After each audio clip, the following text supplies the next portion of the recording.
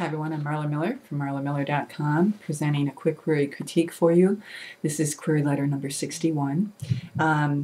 Just as a reminder, our newsletter has gone down to once a week, and I will continue to just be delivering it once a week for a while now, just because I have so much other work, and I'm not complaining, but I am feeling a bit overwhelmed at times.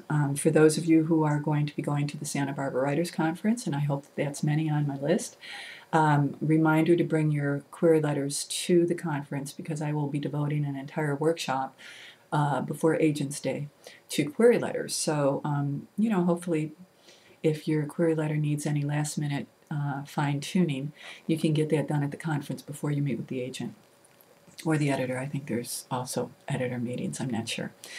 Okay, so let's get to this one.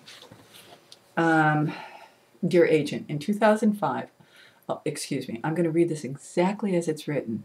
This is the second time I'm doing this, because the first time I thought, oh, it must be my error, but it isn't, so I'm reading it verbatim. Okay.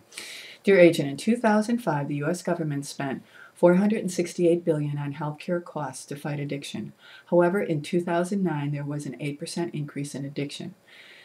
21.8 million Americans used alcohol and drugs regularly. At that rate, today would be 22.6 million. Have you ever wondered, with all the money spent, people still can't seem to quit using drugs? On September 21, 1990, I had a very unusual experience when I decided to renounce my $300 to $400 a day heroin and cocaine addiction. While attending intercessory prayer leader Sister Upshaw prayed for me to be set free from my addiction. All of a sudden, I was thrown to the floor on my knees by an invisible force. An angry voice, not mine, spoke through me, saying, "No, no, no, I'm not coming out." Suddenly, I felt this burning heat sensation of an invisible force tearing through my flesh as it stepped out of my body with a loud growl-like scream. After no relapses and no desires to ever use drugs again, I realized that it is more to addiction than the disease theory of addiction. Alcoholism, Wrong Diagnosed, Addiction, The Hidden Truth. Title. Based on true events, is a self-help book integrated with biblical truth, clinical understanding on addiction, and personal experience. It reveals the true nature of addiction and how to overcome its powers by appropriately approaching God. It exposes Alcoholics Anonymous' fallacy of the higher power and spirituality and its success failure. The book also answers the question why many addicts cannot embrace AA philosophy nor recover by its method. It shows family members how to avoid being consumed by the organizing principle of addiction. 3 other books are forthcoming. A former heroin addict, 7 years to cocaine, 20-plus years alcohol usage, former AA member, 20 years of sobriety, a former California certified chemical dependency counselor, registered addiction specialist, 16 years substance abuse counseling, and 5 years pastoring qualifies me to write this book. Founder and group facilitator of, and then he names the ministry, and co-founder and former director of, and he names another ministry. I am a member of, and he names a writers group. I'm confident this book will resonate globally with a great many addicts and the family that love them. AA defector Christians, counselors, pastors, possible paranormal readers. I have book reviews as far as Australia, New York, Texas, and Ohio. I have a platform on Facebook and Twitter. I am currently in the middle of securing a major endorsement. If you are interested, I'm prepared to send you a copy with a completed manuscript. Thank you for taking the time to review my query. I can be contacted at, and then he gives that information sincerely. And this is a pastor. A pastor. I always say pastor. Okay, so this is a pastor, and he has some letters after his name. Okay, so what do I think of this? Well, first of all, I really couldn't get past the dozens of problems with copy. I don't know if they were misspellings or if it just,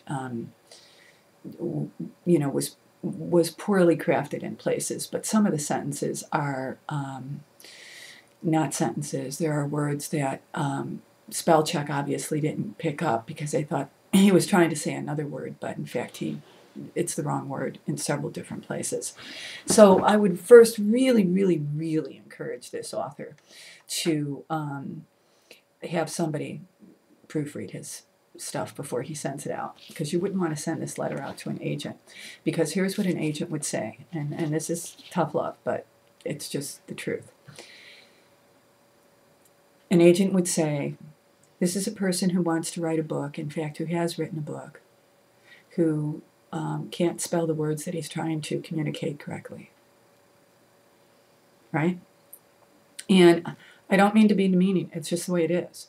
So in addition to the query letter having to really hook, it has to be flawless in terms of its, grammatical structure. It just does.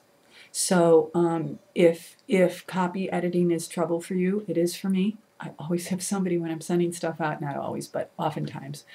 I've worked with editors for many years, and I depend on them. So you might want to have, someone in your writers group take a look at these drafts before you send them. That's number one. Number two, essentially what this person is saying is that he got, it almost sounds like he got saved from addiction. And if that's the case, because the scene for this, the setup for this in paragraph 2 is that he went to this, religious meeting or revivalist meeting, and it sounds like he had the laying of hands on, and he, demons started coming out of his body, and he was speaking in tongue and that kind of thing. And so if that's what this book is supposed to be about, alcoholism, wrong diagnosed, addiction, the hidden truth, if that's what this is supposed to be about, I would really not try and couch that. He said at the end that of the people that would be interested in this book would be readers who love the paranormal. If in fact this pastor is suggesting that people who are addicted can be healed through prayer and maybe exorcisms of some kind, then I think he should say that. If that's what his book is about, then that's what he should say. If it isn't, I have a lot of experience with addiction. I come from a long line of people who were and have been addicted to drugs and alcohol. And I worked with in addiction for many years. So I know a little bit about this topic, and I would agree with this author that the AA model does not service everyone because the recidivism rate is extraordinarily high. That could be because the personality type of an addict is someone who has a hard time learning from failure. I think they call it terminal uniqueness. I don't know. But I would agree with him that there's room for, in fact, there's stuff out there now that is, giving AA a run for its money. And I offer no judgments on it. But if this is going to serve as another kind of treatment, that this author, because he was healed himself, thinks would be useful to get out there for, other people to benefit from, perhaps, then I think he's got to have more than himself as the one who was cured or redeemed or saved. He can't build a whole treatment model on his own experience. So, leads me to where I'm going with this is, if there is a treatment that this pastor engages in or supports, or if there's a group out there that is doing this kind of prayer-based healing, because I think that's what this is about, then I would lead with that. At this point, I don't know what this book is about. I know that this guy has had a very interesting past. I know that he's, had a hard time giving up addictions through any conventional means. I know that he is 20 years sober, so I'm quite sure that he has been very helpful to a great many people in the last 20 years. Still don't know what this book is about. I don't know that fills a book. That's a blog. That's perhaps a magazine article. So that leads me to the next one, my next point, and that is this topic in the way that he is approaching it sounds to me more like a blog than it does a book. Because these days, in order to get addiction books out there, boy, you've got to have a big platform. Ken Seeley from Intervention can write all the books that he wants. Probably anyone from Intervention can and has, as a matter of fact.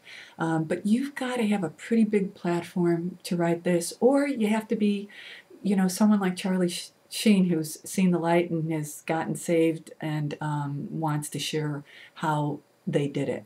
So a public figure would lead this, not this kind of book, but certainly a book about alternate treatments to addiction. I could say a lot more than this, but I think that this author should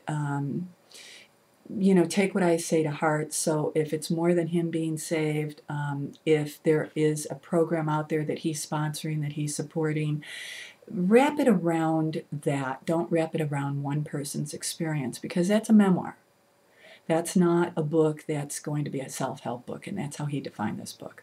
So I hope that that's helpful. I know it's not the greatest of news. I would encourage this writer to certainly blog about this because it's fascinating. I just don't know if it's book worthy. Until the next time, be well, keep writing.